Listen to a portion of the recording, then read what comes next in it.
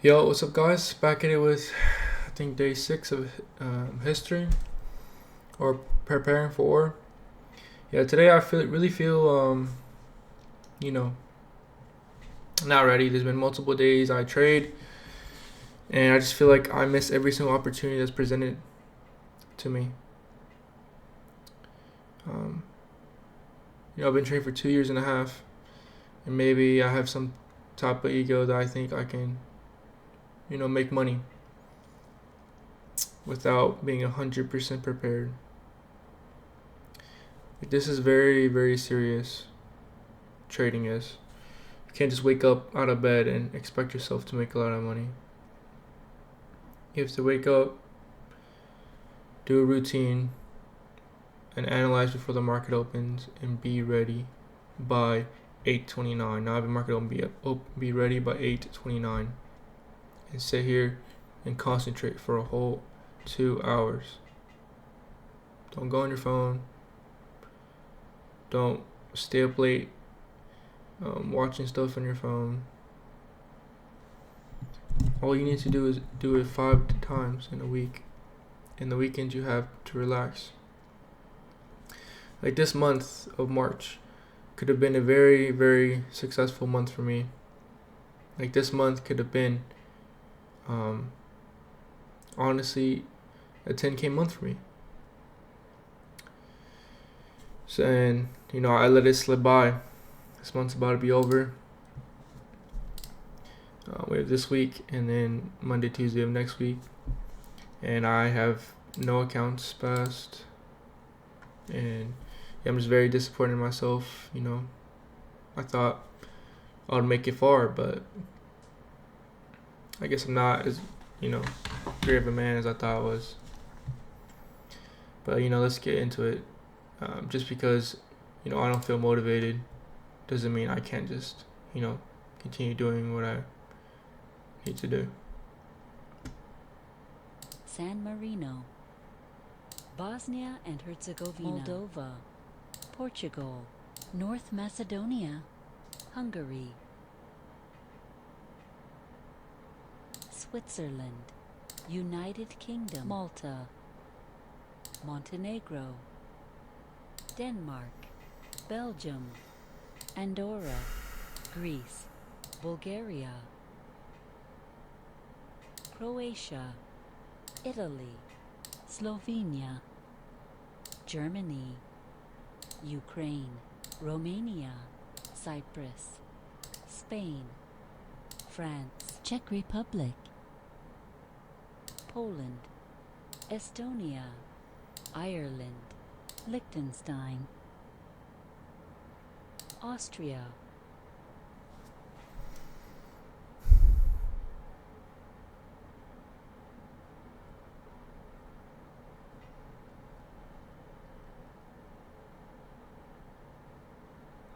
Lithuania, Latvia. Sweden, Latvia, Latvia. Vatican City State, Norway, Netherlands, Finland, Kosovo, Belarus, Iceland, Serbia,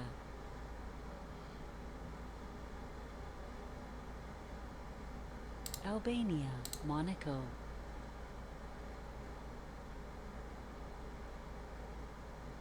Luxembourg, Slovakia, Russia, Ukraine. It's kind of hard to, memorize all these because a lot of names are similar in other countries. Panama, Dominican Republic, Jamaica, Cuba, Nicaragua, Haiti, Canada, Mexico, United States, El Salvador, Honduras, Guatemala, Costa Rica,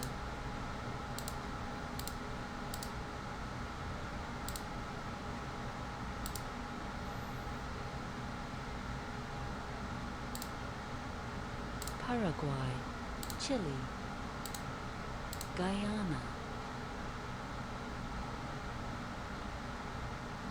French Guiana, Brazil, Ecuador, Peru, Uruguay, Argentina, Bolivia, Venezuela, Suriname, Colombia,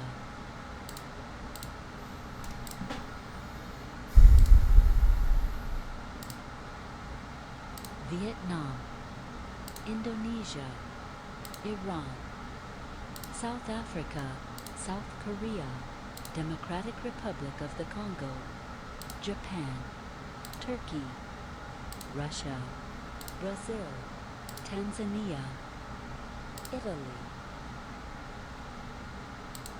Pakistan,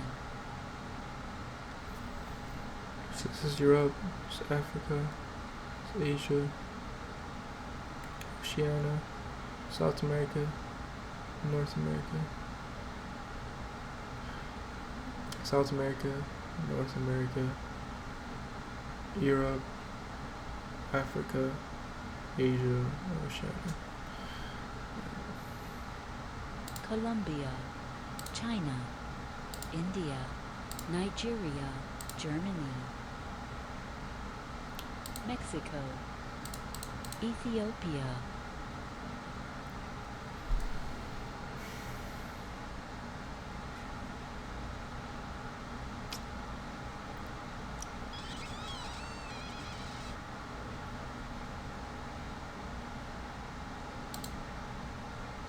This is Kenya. United States, France, Spain, United Kingdom, Thailand, Myanmar, Egypt, Bangladesh, Kenya, Philippines,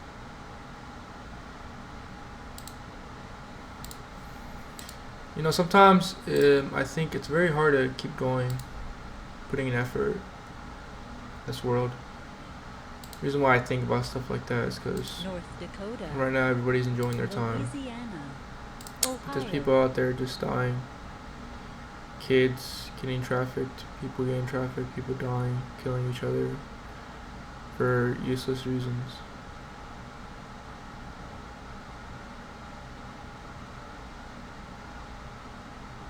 Kansas, California, So does it really matter what we do with our lives?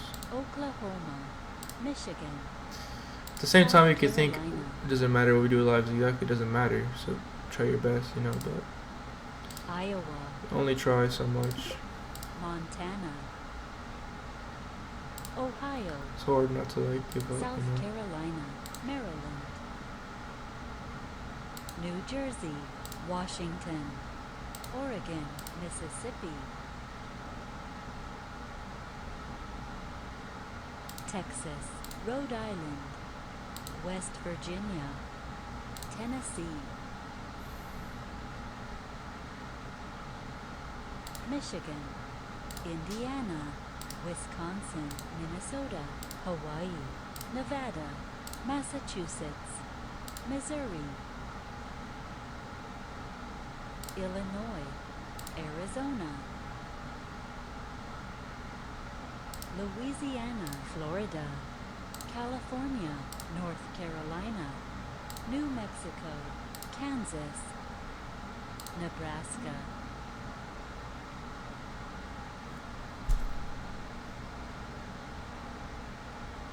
Kentucky, Georgia, Connecticut, Alaska, Utah, New Hampshire, Wyoming, Alabama, Arkansas, Oklahoma, Pennsylvania, Idaho, Colorado, Delaware,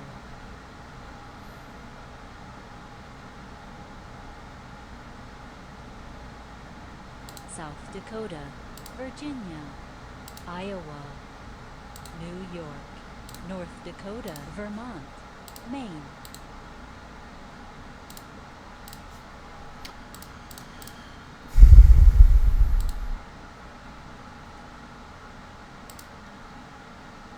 Cape Verde, Tanzania, Libya, Lesotho, Cameroon, Comoros, Mauritius, Uganda, Togo, Guinea, Algeria, Djibouti, Niger, Angola, South Sudan, Gabon, Mali,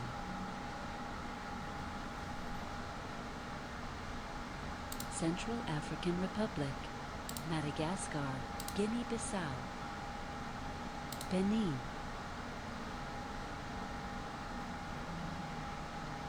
Mauritania, Zambia,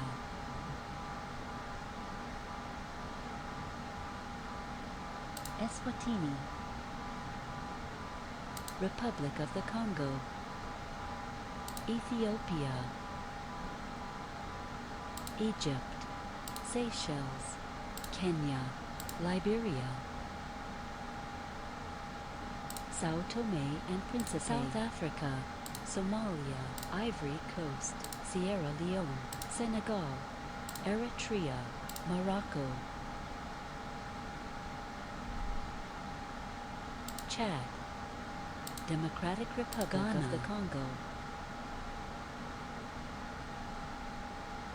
Zimbabwe, Malawi, Namibia, Sudan,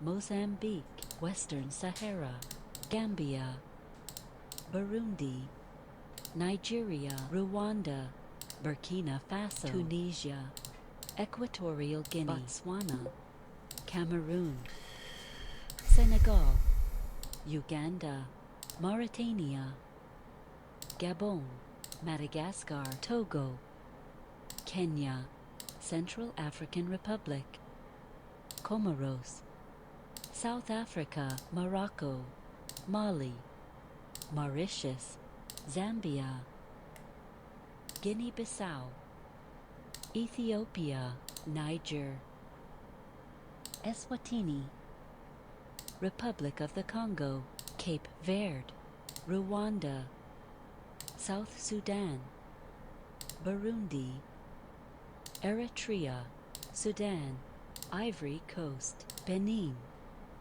Liberia, Democratic Republic of the Congo, Tanzania, Somalia, Botswana,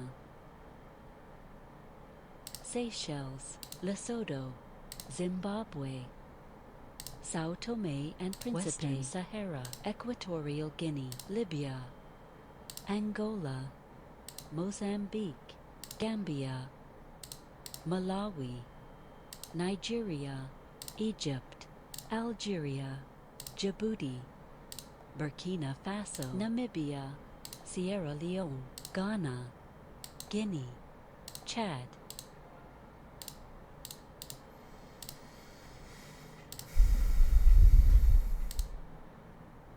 Sri Lanka, Thailand, Iran,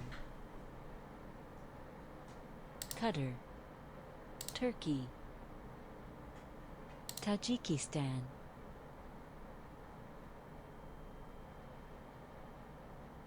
Russia, Uzbekistan, Taiwan, East Timor, Kazakhstan, Bangladesh, China, Kyrgyzstan, Laos, Cambodia, Saudi Arabia, Philippines, Pakistan, Bahrain,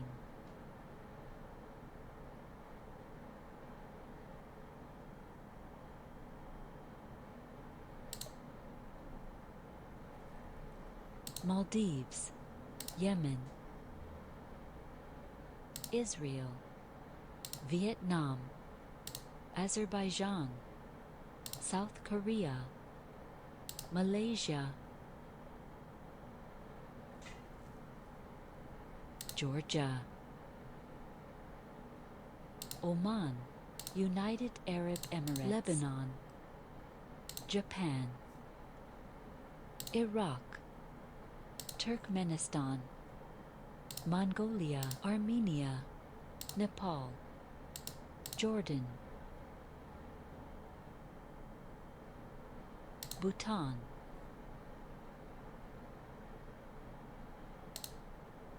Kuwait, India, Syria, Brunei, North Korea, Myanmar, Indonesia, Afghanistan, Singapore, Armenia, Mongolia, Singapore, Jordan, South Korea, Sri Lanka, Afghanistan, Philippines, Oman, India, Azerbaijan, Malaysia, Yemen, Bahrain,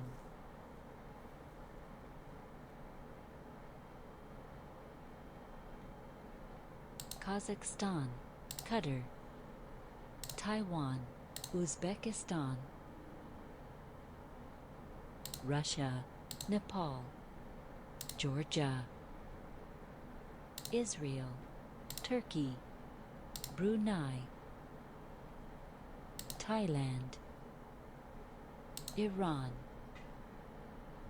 Syria, Bhutan, Kuwait, Pakistan, Cambodia, Indonesia, Myanmar, Lebanon, Kyrgyzstan, North Korea, Bangladesh, Maldives, Iraq, Laos, Tajikistan, China, Vietnam, Japan, Saudi Arabia, United Arab Turkmenistan, East Timor, Iraq, Myanmar, Yemen, Cambodia, Afghanistan, Laos, Bhutan,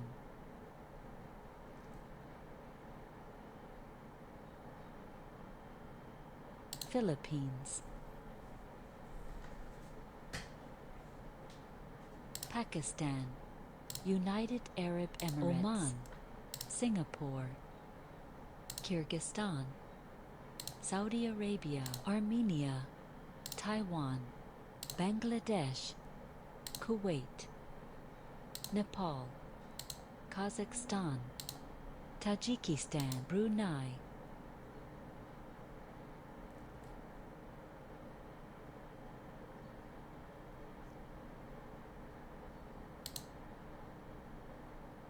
Uzbekistan, Syria, Indonesia, Lebanon, Iran, Bahrain, China, Israel, Vietnam, Sri Lanka, Turkey, Malaysia, India, Jordan, Turkmenistan, North Korea, East Timor, Russia, Mongolia, Qatar, South Korea, Georgia, Japan, Azerbaijan, Maldives, Thailand,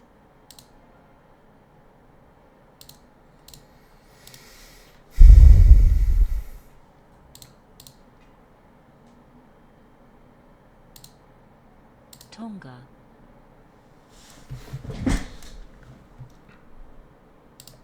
Tuvalu, Marshall Islands, Kiribati, Nauru, Palau, Australia, Micronesia, Samoa, Papua New Guinea, Fiji, Solomon Islands, Vanuatu, New Zealand, Tonga, Samoa, Micronesia, New Zealand, Kiribati, Fiji, Solomon Islands, Australia, Marshall Islands, Tuvalu,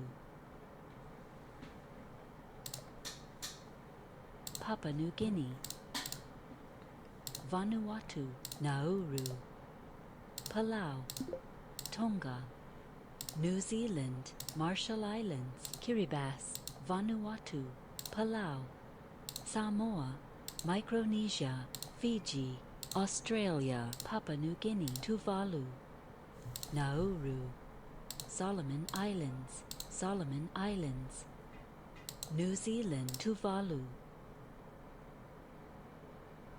Micronesia, Australia, Vanuatu, Papua New Guinea, Kiribati, Samoa, Fiji, Nauru, Tonga, Palau, Marshall Islands, Kiribati, Samoa, New Zealand, Nauru, Papua New Guinea, Palau, Fiji, Vanuatu, Tuvalu, Marshall Islands, Tonga, Micronesia, Solomon Islands, Australia.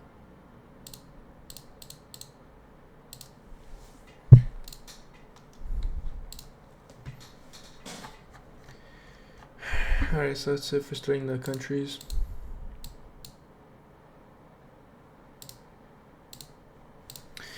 Now we're going to go to Buddha and Ashoka.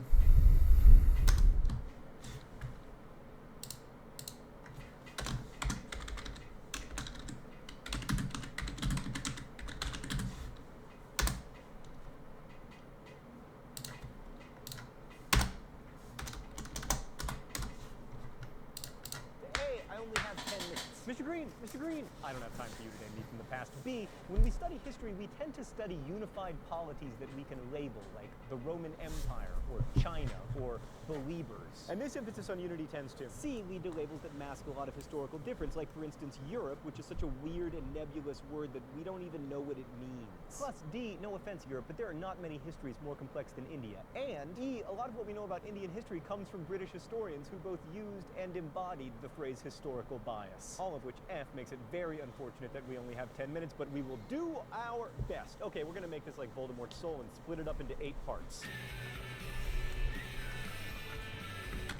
Of civilization. 1, the Vedas. So as you no doubt remember, the Indus River Valley was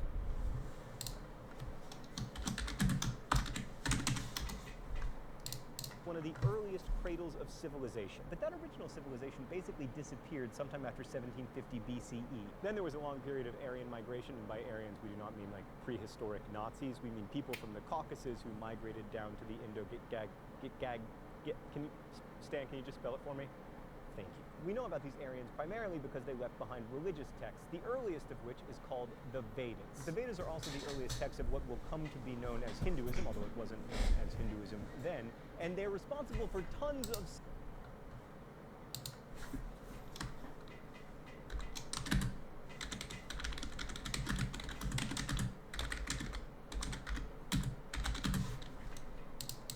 stuff, but we only have 10 minutes, so let's just cut to part 2, the caste system. The caste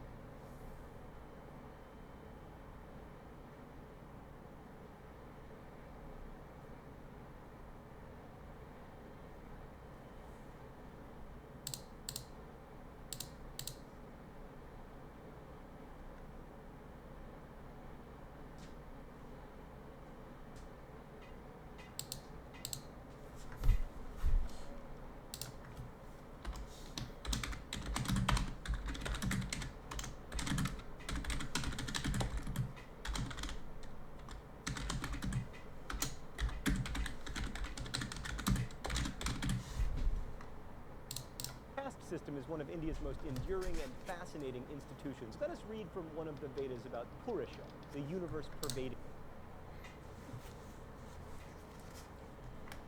spirit. When they divided Purusha, in how many different portions did they arrange him? What became of his mouth? What of his 2 arms? What were his 2 thighs and his 2 feet called? His mouth became the Brahman, his 2 arms were made into the Kshatriya, his 2 feet pervading spirit. When they divided, let us read from one of the Vedas about Purusha, the universe-pervading spirit.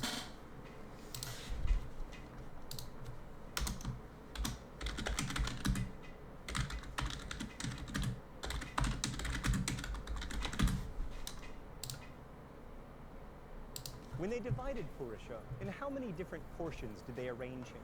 What became of his mouth? What of his 2 arms? What were his 2 thighs and his 2 feet called? His mouth became the Brahman.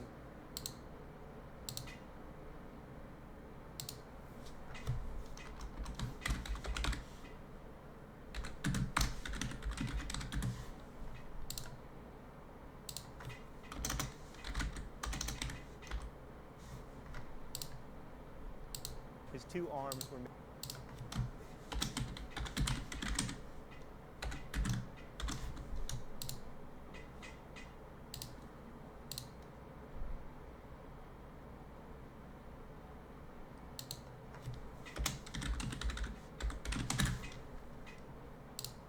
made into the Kshatriya, his 2 thighs, the Vaisyas. From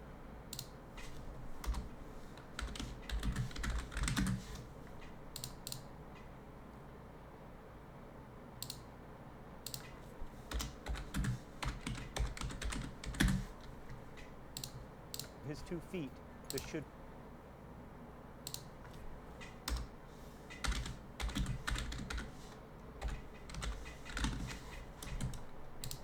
So this section gives a divine explanation for the caste system. Brahmins, who has Purusha's mouth, speak to the gods, were at the top. Kshatriyas can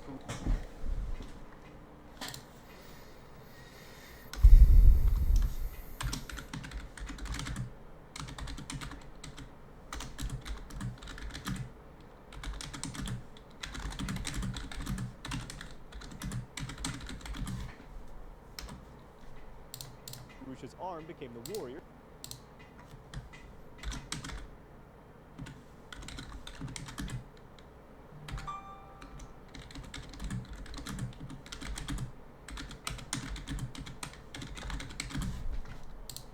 As you no doubt know, if you've ever attended my gun show, Vaisyas, the merchants and artisans,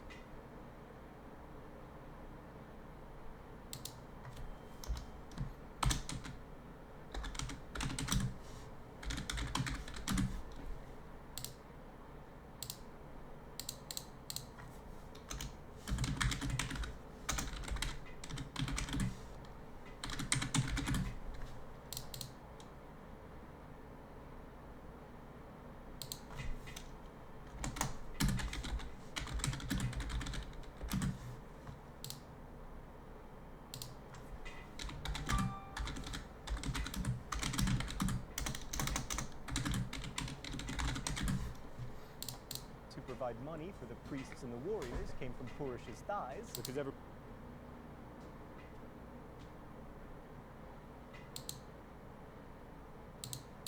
knows the thighs are the money makers, and the Shudras are at the bottom. They're the feet.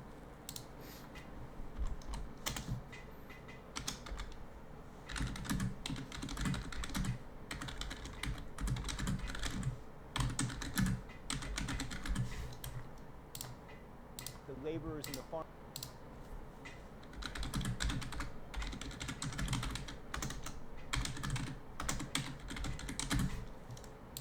Farmers were the foundation of the social order. Also the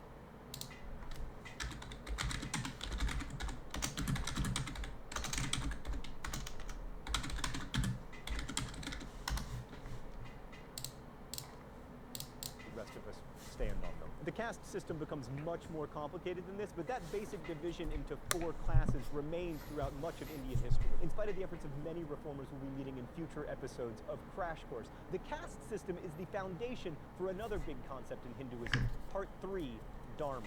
Dharma is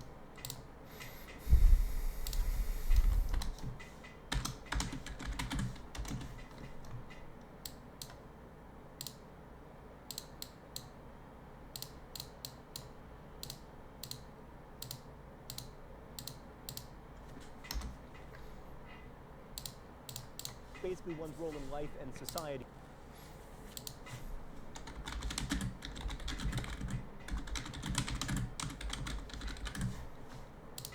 And it is defined primarily by birth,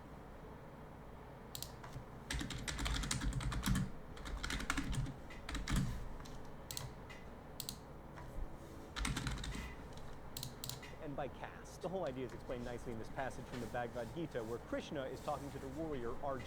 Having regard to your own duty also, you ought not to falter, for there is nothing better for a kshatriya than a righteous battle. The Bhagavad Gita is a section of a much larger epic.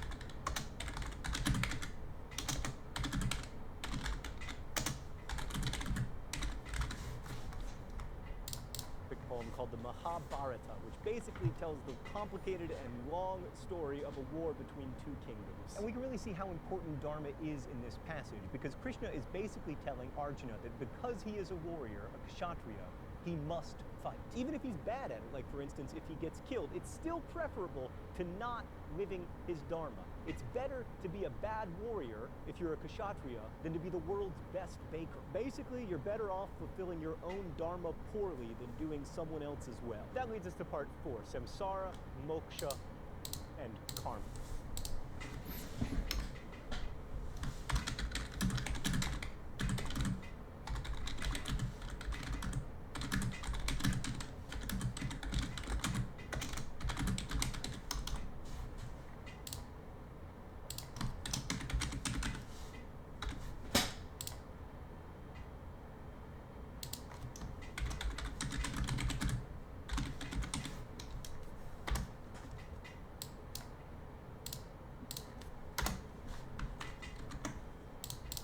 There are both personal and social reasons for doing your Dharma. Right? So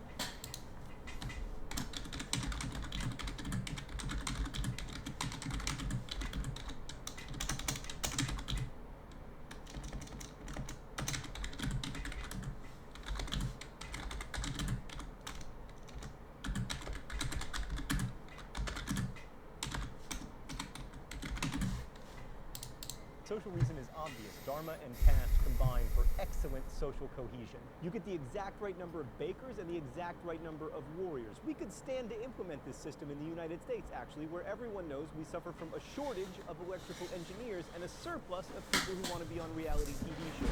That would never happen in ancient India. But say that your Dharma is to scoop animal dung your entire life. Why do you keep doing that when you see other lives that at least appear to be far more fulfilling? That leads us to the concept of samsara, or the cycle of rebirth, often called reincarnation. The basic idea is that when you die, your soul is transferred to another living thing as it is being born. And if you fulfill your Dharma, things improve and you get reborn into a higher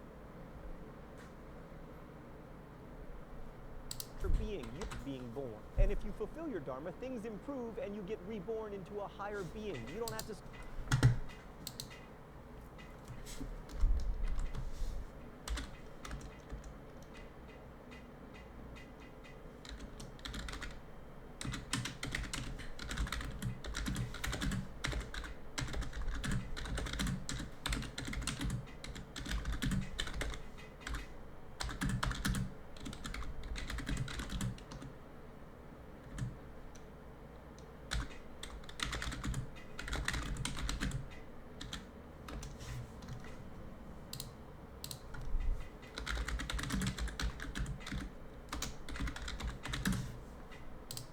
scoop elephant dung anymore. But the ultimate goal is not to be reborn as a Brahmin. The ultimate goal is to be released from the merry-go-round altogether. And that release is called moksha. The law that holds all this together is karma, which is summarized really nicely in the Aranyaka Upanishad. The doer of good becomes good. The doer of evil becomes evil. One becomes virtuous by virtuous action, bad by bad action. The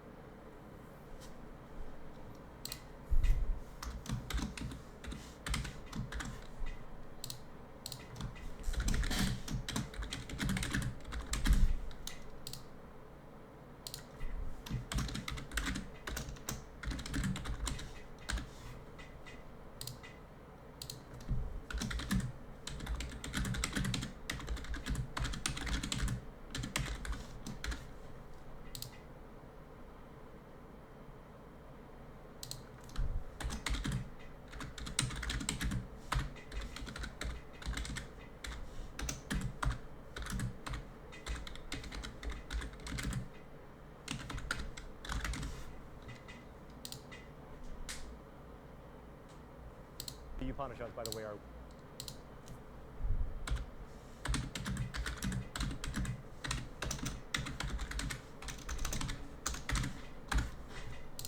later religious texts that began as commentaries on the Vedas, but later became sacred writings in their own right. This is a really great way to organize a social order from top to bottom. Everyone has a role, and because their role has a religious dimension, society stays in balance. But as a religion, Hinduism has a problem, at least if you want to start an empire. Everyone's path to salvation is individual. The original Brahmins tried to set themselves up as political leaders, but Hinduism doesn't really place a premium on worshippers obeying their leaders. And if you are a leader trying to make your subjects listen to you, that's kind of a bummer, which brings us to part 5. I started therapy 4 years ago. I went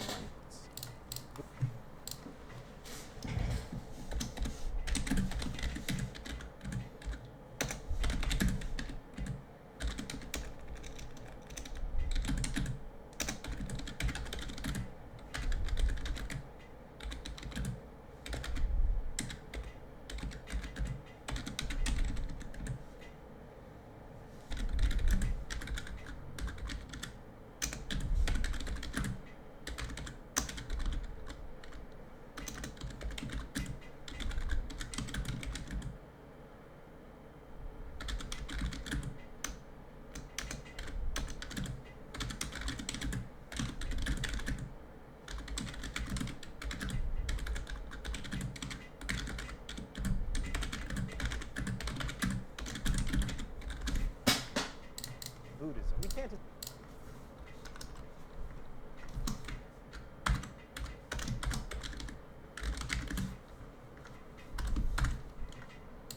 establish this historically, but according to traditional biographies, our story begins in the 6th century BC.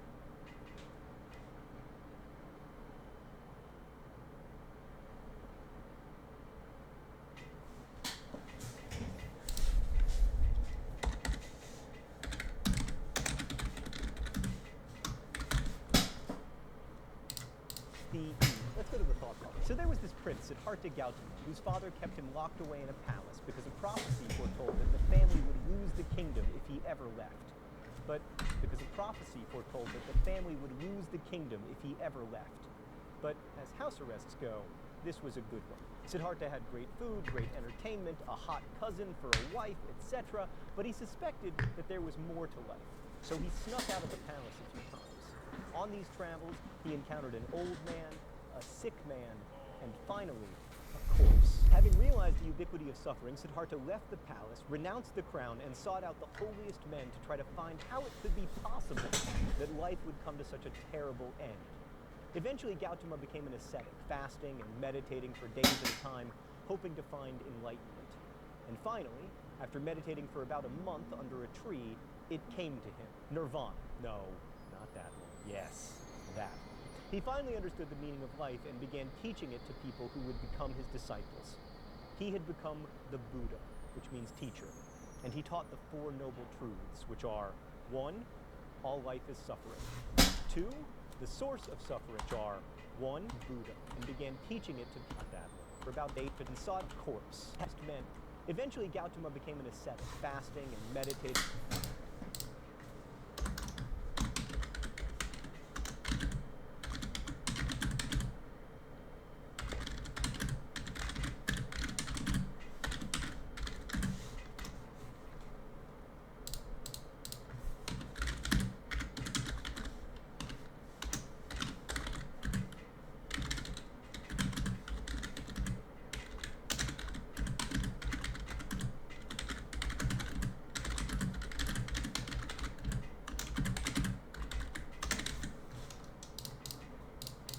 for days at a time, hoping to find enlightenment.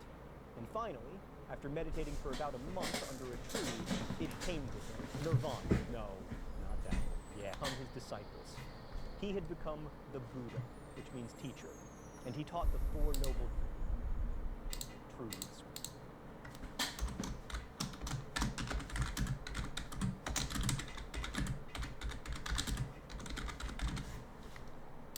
Which are, 1, all life is suffering.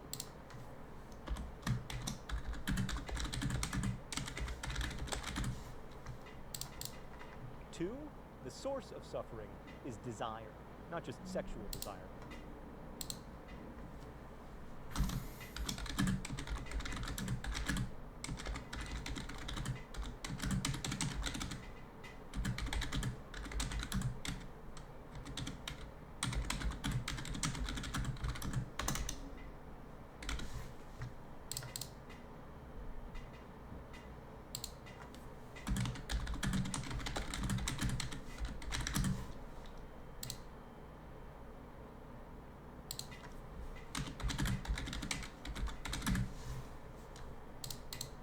All wanting of stuff and prestige. 3, to stop suffering, you must rid yourself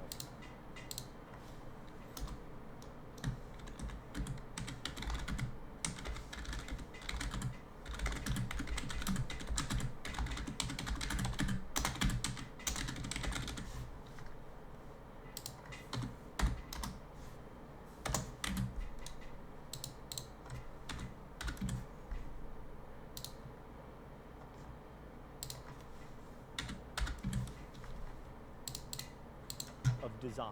This sounds simple enough, but if you've ever been dumped by someone, you know that it is not that easy to just stop desiring. 4, so how do you do it? By following the Eightfold Path, which, as you may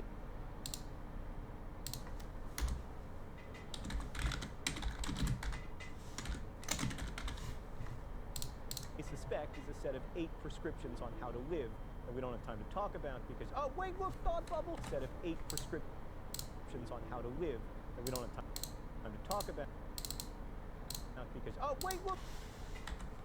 Suspect is a set of 8 prescriptions on how to live.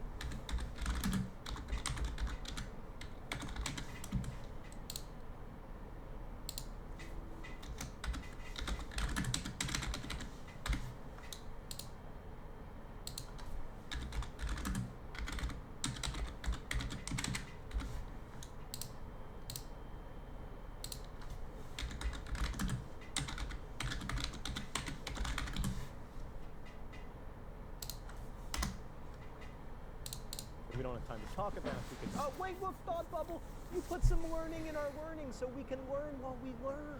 Thanks, thought bubble. So as a religion, Buddhism involves a lot of meditating and moderation, and there are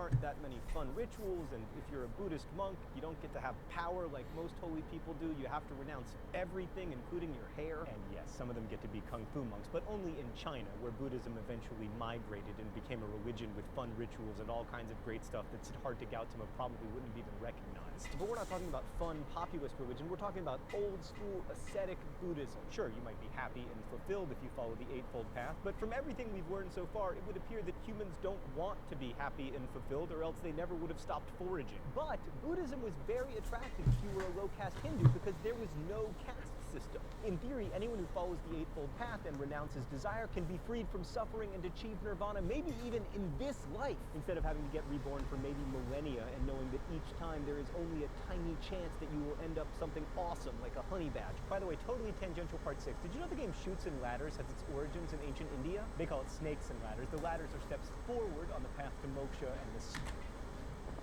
but first, let's see what's in the secret compartment. Disc all. The disc listen shoots. Please hit the child who I'm calling up. Street, India. John Green. Okay, part 7, Ashoka. Remember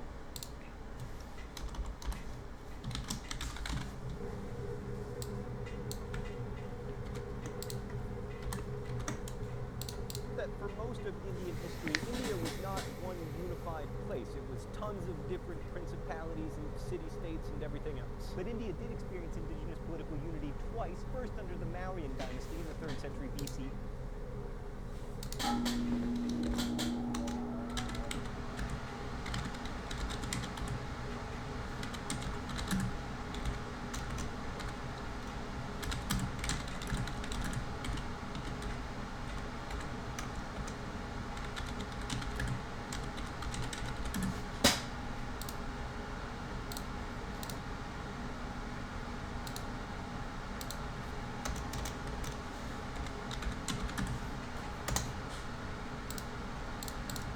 And then again in the Gupta dynasty, unity twice, first under the Mauryan dynasty.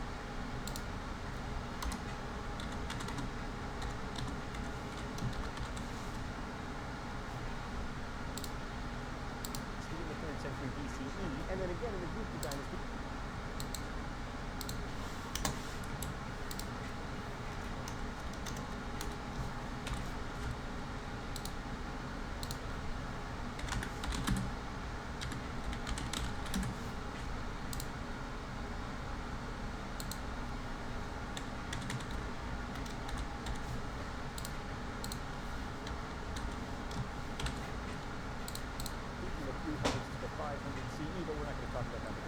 Right now we're interested in one particular leader from the Mauryan dynasty, Ashoka. Because Ashoka attempted to rule through quasi-Buddhist principles. So Ashoka was initially a warrior who ended up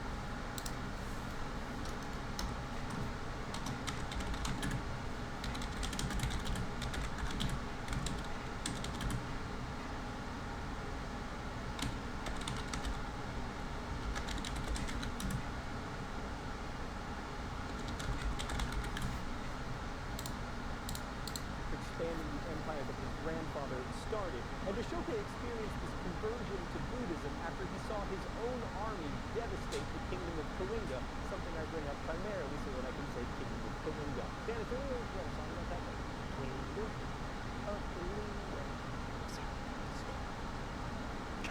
So Ashoka built stupas.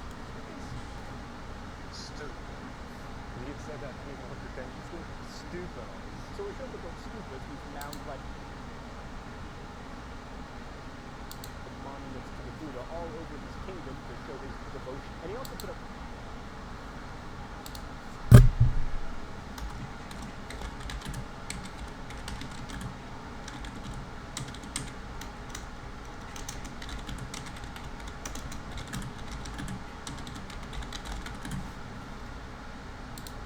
pillars all throughout his empire that proclaimed his benevolent rule and said he was going to rule through something he called Dhamma, which according to one of the pillars went like this: proper behavior towards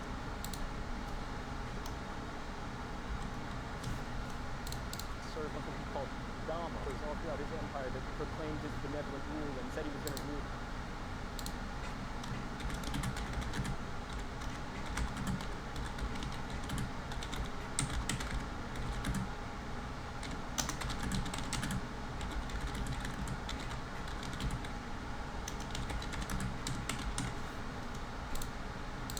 Something he called Dhamma, which according to one of the pillars went like this: proper behavior towards servants and employees, respect for mother and father, generosity.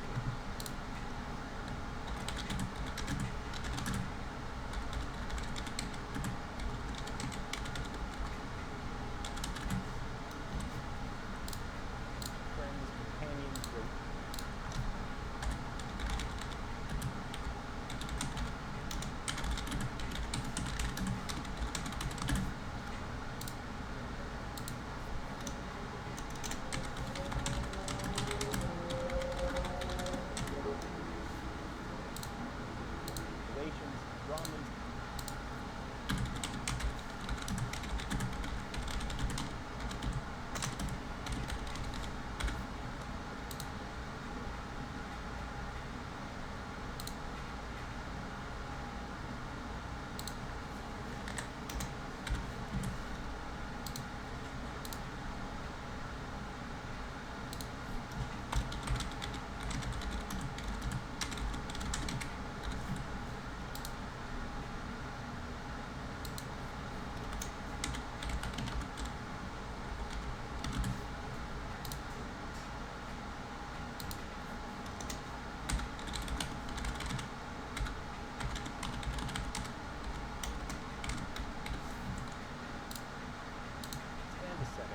And not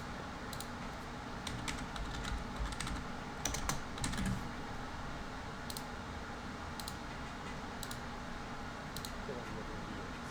So